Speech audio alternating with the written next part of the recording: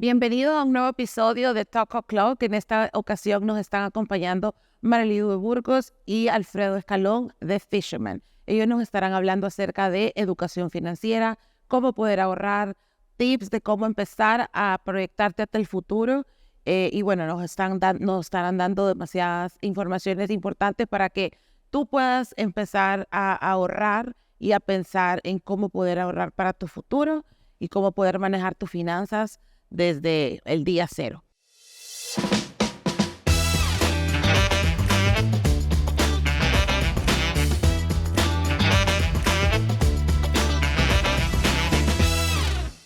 Gracias por venir. Gracias por invitarnos. La verdad que ya era, con Marilu habíamos estado ya en varias pláticas de cuándo venía, cuándo, de verdad que estábamos ya por finalizar. Así que muchas gracias por el tiempo. Cuéntenme, Fisherman, ¿cómo inicia Fisherman?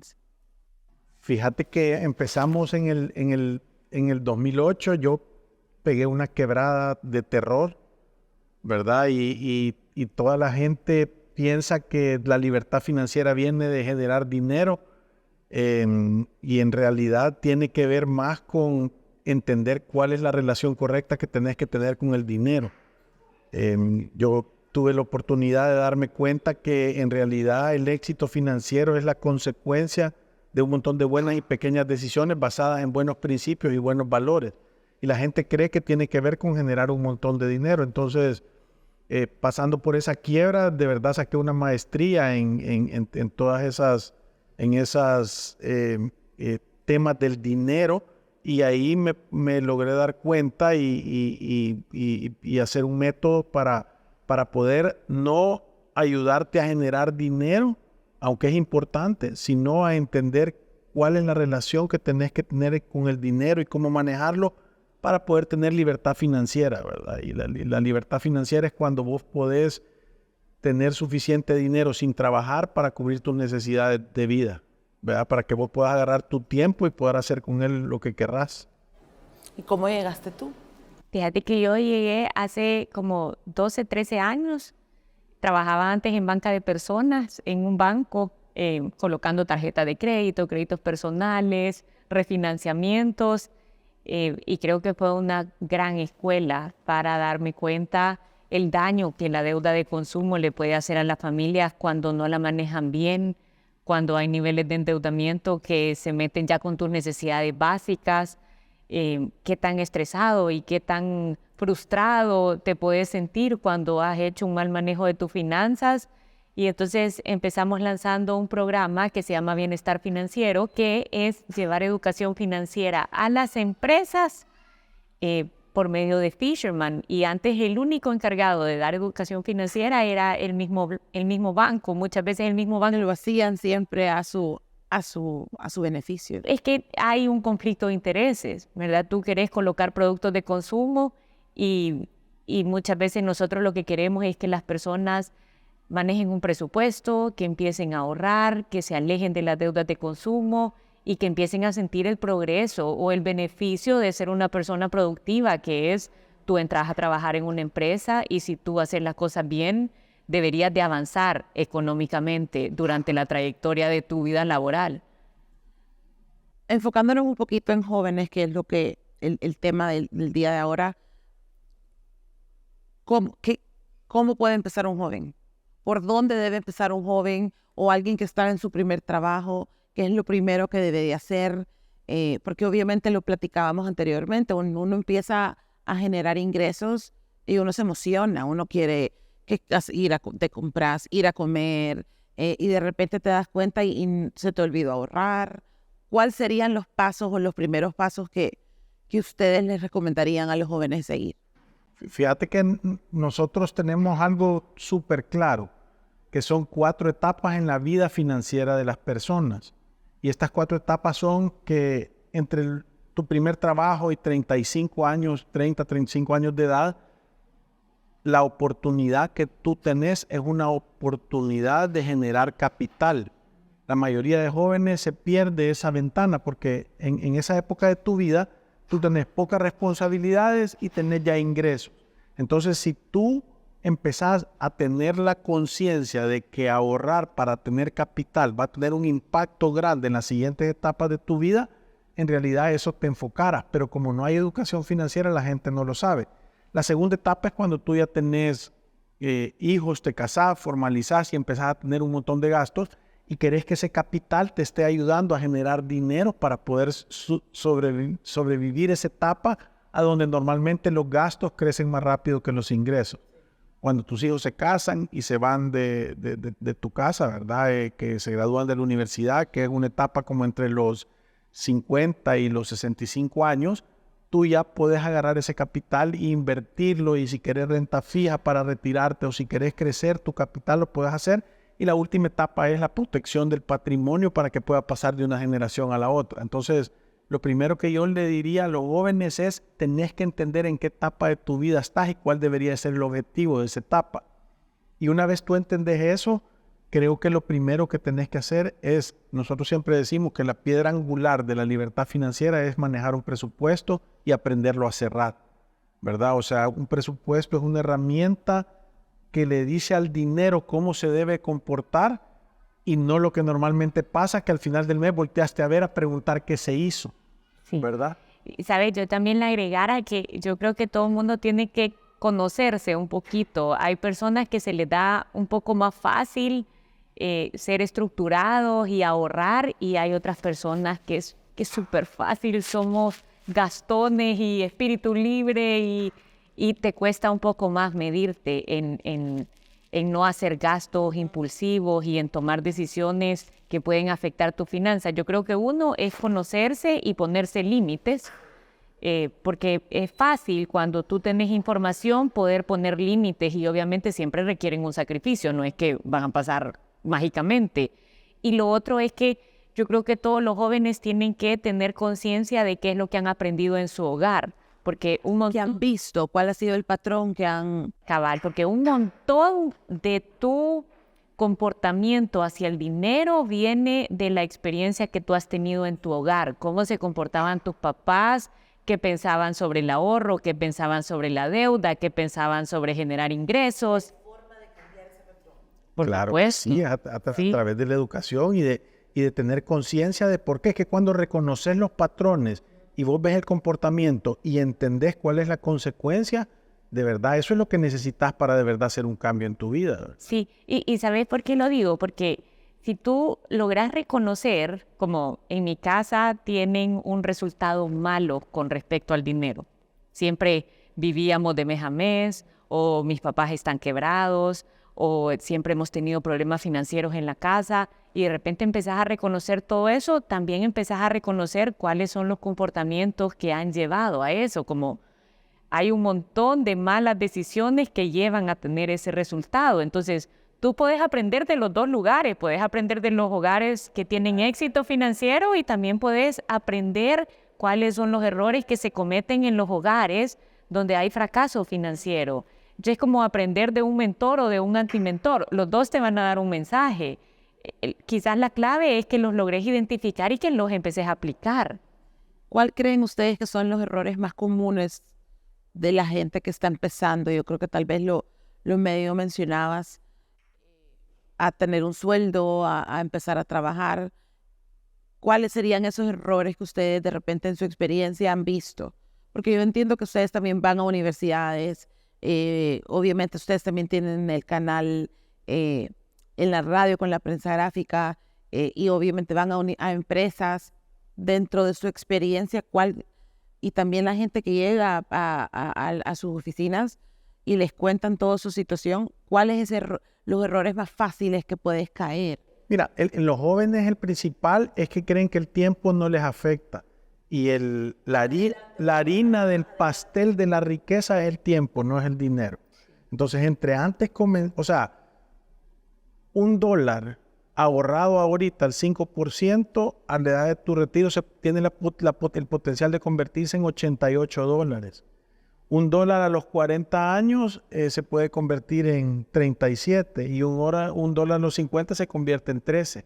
Entonces, el potencial que tienen los dólares que vos ahorras cuando estás joven es infinitamente más grande que cuando ya empezás tarde, ¿verdad? Entonces creo que ese es el primer error, que dicen, tengo todo el tiempo del mundo, voy a vivir ahorita y me voy a dar los gustos.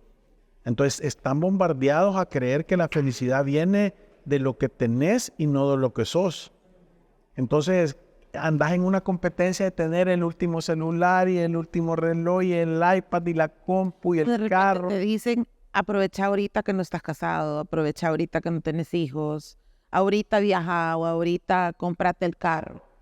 No, y la otra cosa es que tenés que tener una gran conciencia, una disciplina y un método para vivir de acuerdo a tu realidad. Ese es el error más grande, es que viven afuera de su realidad porque hay un montón de variables que no logran identificar como parte de sus responsabilidades o de cosas que van a venir en el futuro, ¿verdad? ¿Cómo cuál? Por ejemplo, tener una casa. Por ejemplo, poder tener dinero para educar a tus hijos de la mejor manera posible. Tener acceso a seguros médicos. O sea, todo eso, si tú te preparas antes, puedes obtenerlos con un gran descuento. Que empezar a decir, estoy enfermo y ahora ¿qué hago? Es imposible comprar una casa. Si vos haces una encuesta en toda la población de Telus y decís quiénes tienen casa y quiénes quisieran una casa y por qué no la tienen, y te dicen que se ha vuelto incomprable, y no es eso. El mercado siempre ha sido para arriba en el tema de bienes raíces. Requiere esfuerzo, disciplina y determinación y un gran sacrificio para hacer las cosas. Si tú empezás antes, creo que esa es la diferencia, ¿verdad? De por qué hay gente que es exitosa y gente que va a pasar toda la vida en el mismo lugar. ¿Hay alguna fórmula de cuánto, de lo que tú ganas, cuánto tienes que llevar para ahorro, cuánto es para gastos, cuánto es para el futuro? Y esa fórmula la crearon ustedes o viene de siempre o pudiera variar entre persona a persona? Fíjate que sí varía, porque mientras más bajo es el ingreso, menos posibilidades de hacer un ahorro de emergencia o provisionar para gastos o guardar para tu retiro. Las personas que tienen ingresos bajos solo están enfocadas en llenar sus necesidades básicas y eso es justificable. Sería injusto venirle a decir a alguien que está generando el ingreso mínimo, entonces ahorrar y tener un presupuesto balanceado, porque no se puede hacer magia cuando los recursos son limitados. Entonces esa persona lo que debería identificar es que lo que tiene es un problema de ingresos en su hogar. Y si hay otras personas que tienen edad laboral, deberían de ir a trabajar y generar entre la familia un ingreso que ya se vuelve digno. Pero sí, mientras vas creciendo en los ingresos y depende tu nivel de responsabilidades, uno debería de estar preocupado por guardar el 10% de tu ingreso para tu retiro, porque ya sabemos que el retiro es una realidad. La mayoría de personas van a llegar a los 60, 65 años y van a tener las mismas necesidades que tenés ahorita. Techo, comida, medicina, transporte. O sea, sí.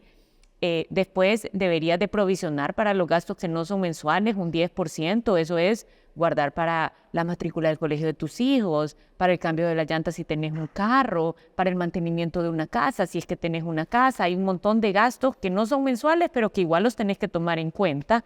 Y después deberías de guardar el 5% de tu ingreso para un fondo de emergencia.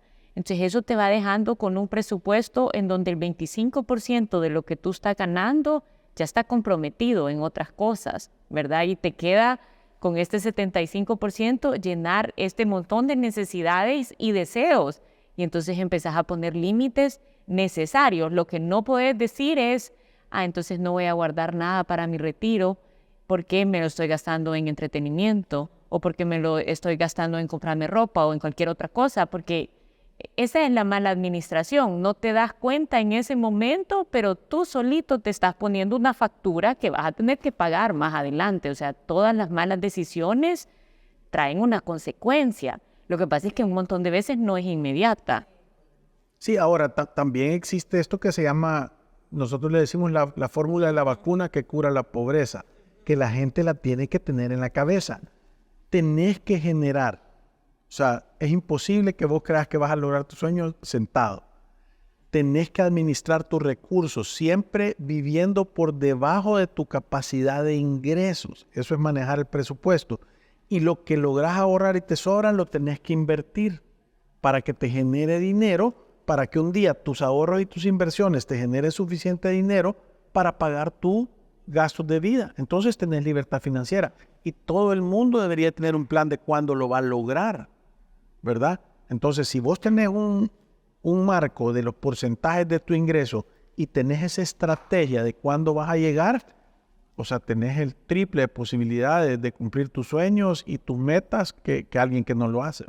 Tú decías el 10% para un lado, el 5% para acá, pero ya en la realidad, ¿cómo lo ahorras? ¿Tenés varias cuentas de ahorro? ¿Lo ahorras abajo el colchón? ¿O cómo lo haces para realmente no tocarlo? Porque es bien fácil, de repente, si lo metes a una alcancía, tú decías, no te está generando. O no te está dando ese interés que de repente te pudiera dar en un banco. ¿O cuál es como la fórmula correcta o la mejor? Es que no es como que hay una fórmula correcta. Tú lo que puedes generar es una estructura que te dé orden. Deberías de tener una cuenta operativa que un montón de veces en la cuenta donde te están pagando. O sea, ahí ingresa el dinero y con esa cubrís tus gastos. Y de repente puedes tener otra cuenta que te dé algún interés, lo más atractivo que puedas conseguir, que esté a la vista, para poner tu ahorro de emergencia. Y para tu producto como retiro, deberías de buscar alguna inversión que te dé un poco más, aunque estés comprometido a plazo, ya sea un depósito a plazo o algo que esté promovido a través de la bolsa de valores. O sea, cualquier inversión. Hay un fondo que se llama Hencorp Opportunity también, donde puedes poner el dinero a rendir un poco más. Eso sí, lo dejes el dinero en tu casa o lo pongas en alguna cuenta bancaria o en algún instrumento de inversión, siempre estás aceptando algún riesgo, ¿verdad? Todo tiene riesgo. Y lo que te cuida del riesgo es aprender a diversificarlo, pero tú puedes generar una estructura de soporte a tu administración. O sea, aquí voy a guardar la provisión de gastos, aquí voy a guardar mi fondo de emergencia, este es mi producto de inversión para retiro. Hay algunos productos de inversión que se promueven a través de las AFPs, por ejemplo, que son ahorros voluntarios. Entonces, puedes buscar cosas. En las mismas empresas, creo que hay ciertas empresas que también te dan esa opción de un ahorro a largo plazo. Fíjate que lo importante de esto es entender cuál es tu capacidad, ¿verdad? Porque de repente si tú tenés un salario bajo y el 10% son $50 al mes, vas a tener acceso a ciertos productos. Ahora, si tú tienes un salario alto, voy a decir $2,500 al mes y puedes hacer 250, ya puedes buscar hasta productos internacionales de aportación en fondos mutuos y la bolsa. Existen productos que son súper buenos para esos temas, ¿verdad? Entonces, creo que lo primero que tú tenés que tener es entender cuál es tu capacidad de ahorro para después buscar un producto y, como dice Marilu, tener diversificados entendiendo cuáles son los riesgos que estás tomando, ¿verdad? Es un tema de educación. Sí. Las tarjetas de crédito. De repente ves que todo el mundo te bombardea en el supermercado, en un centro comercial, en una tienda de departamentos, ofreciéndote esas tarjetas de crédito. ¿Cómo manejar? ¿Cómo enseñarle al joven cómo manejar esa tarjeta de crédito? ¿Cómo enseñarle las fechas de pago, los intereses? Esto no te lo vamos a enseñar nosotros. Sí, fíjate, mira, nosotros no nos gusta promover principalmente en los jóvenes la tarjeta. Pero es que te voy a decir por qué. Porque es fácil endeudarse con ellas y un montón de veces se le presenta como el primer producto para que empeces a manejar tus finanzas. Y no es eso. Tú, para manejar tus finanzas, necesitas generar, gastar menos de lo que ganas, guardar un ahorro de emergencia. Y si no has aprendido a hacer eso, no tenés nada que andar haciendo con una tarjeta de crédito porque solo te vas a ir a meter en problemas. Mucha gente la ve como, hoy sí voy a tener si al final me faltaban $100 al mes, esa libertad de poder tener esos $100 al mes. Es una por un ratito nada más. mentira. Es Hasta que la topé. Es que te voy a decir, parece un producto espectacular sin aparente consecuencias inmediatas. Pero lo que sucede es que es un distorsionador de tu realidad, porque voy a decir que tú ganas $1,000 y en este mes tú gastaste, tus gastos son de 1,100, tú te vas a dar cuenta que no te alcanzó el dinero y vas a tener que tener una corrección inmediata. La tarjeta de crédito te permite gastar más de lo que tú ganas sin aparentes consecuencias inmediatas. Y toda la gente dice, no, yo la agarro y la pago de inmediato y no tengo saldos. Pero la realidad y los datos dicen otra cosa. Hay más penetración en tarjetas de crédito que en celulares. Aquí en El Salvador creo que hay 2.5 millones de tarjetas emitidas y el saldo en las tarjetas es de 1.500 millones de dólares. Entonces nosotros en nuestra experiencia, el 1.6% de las personas saben manejar la tarjeta de crédito. Y cuando te das... 1.6 de los 2 millones. Sí, y cuando vos te das cuenta, ¿por qué? Es porque tienen ingresos, tienen un presupuesto balanceado, tienen un fondo de emergencia, ahorran para su retiro, tienen inversiones para un plan de generar patrimonio, tienen ahorros que sobrepasan 5 o 6 veces su ingreso mensual. Entonces, ocuparla es una herramienta de conveniencia y no un método de financiamiento. Pero Alfredo, ahorita quien nos escuche te diría, ese perfil que mencionaste gana millones. Yo estoy lejos de eso. ¿No? Esa estructura se construye en el tiempo. La cantidad de dinero que tú ganas, lo que significa es la velocidad en la que tú vas a llegar a tu destino. Pero si tú tenés tu rumbo claro y sabes dónde es el norte y tenés un GPS que te lo dice, tú puedes ir a pie, en patineta, en bicicleta, en moto, en carro, en avión, en jet, en cohete. Esa es la velocidad.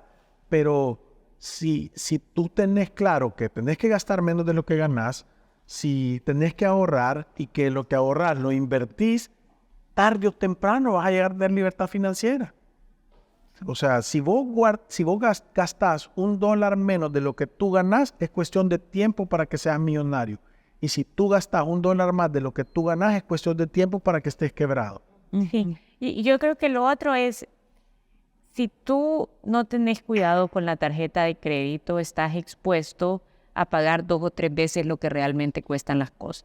Y es imposible que el dinero te va a alcanzar si tú vas a pagar 2 o 3 veces lo que otras personas pagan por un mismo artículo, ¿verdad? Entonces, el problema no es el producto en sí, el problema es que te puedes endeudar con facilidad.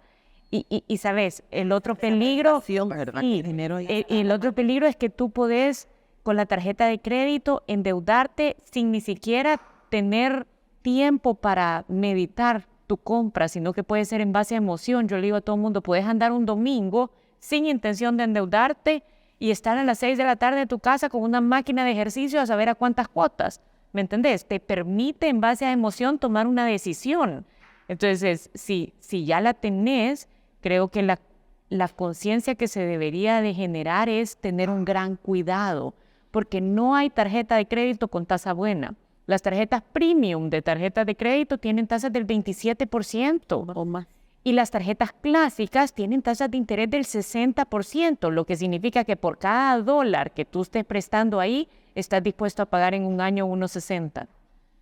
Y entonces por cada $1 que prestes ahí, si estás pagando el pago mínimo, vas a pagar $3 o $4. Entonces, imposible que el dinero te alcance si tú estás pagando tanto por las mismas cosas. Y luego entramos en las fechas de pago, que la gente no sabe exactamente cómo. Las membresías, los seguros, de repente tenés 4 tarjetas y gastás $200 al año en mantener una estructura de 4 tarjetas de crédito. Y no estás mandando nada para tu retiro. No tenés un ahorro de emergencia, no tenés provisión de gastos. Es una receta perfecta para meterte en problemas. Mira, yo vi una entrevista de Warren Buffett que dice cuál es el mejor consejo que le puede dar a una persona recién salida de la universidad. Y esto no lo decimos nosotros, lo dice Warren Buffett, ahí está la entrevista en YouTube, es no tengas tarjetas de crédito. Que tenés que ser muy, no sé cuál es la palabra, pero para creer que te está diciendo alguien que tienes experiencia, nosotros que hemos visto 100,000 casos y que vos digas, no, yo lo voy a hacer bien. A mí no me va a pasar, yo soy especial. ¿Cómo pueden conseguirlos? ¿Cómo pueden contactarlos a ustedes? Porque todos los jóvenes que nos van a ver nos preguntan, ¿y ay, ¿Quién me educa? ¿A dónde aprendo? ¿Quién me enseña cómo hacerlo? Bueno, nosotros hacemos varias cosas y nos encanta tener este factor social de ayudar y de devolver algo. Tenemos un programa de radio todos los días y un podcast que hay 1360 episodios. Se llama Finanzas para Todos. Que es de pura educación financiera, está en todas las redes sociales y está en un montón de lugares. Ahora, eso te va a dar cierto conocimiento, pero no te va a conseguir un coach. Entonces nosotros tenemos varios programas desde planificar tus objetivos, desde tomar cursos online en la página web, desde, voy a decir, programas de estructura y orden o de protocolos de inversión, cómo aprendo a invertir. Entonces son como que fuera sacando clases de una carrera universitaria para que tú tengas el conocimiento de que tú puedas tomar las decisiones correctas a través del dinero, ¿verdad? Entonces eso es a lo que nos dedicamos nosotros, ¿verdad? A educar y a dar coaching. ¿Cuánto tiempo duran más o menos estos?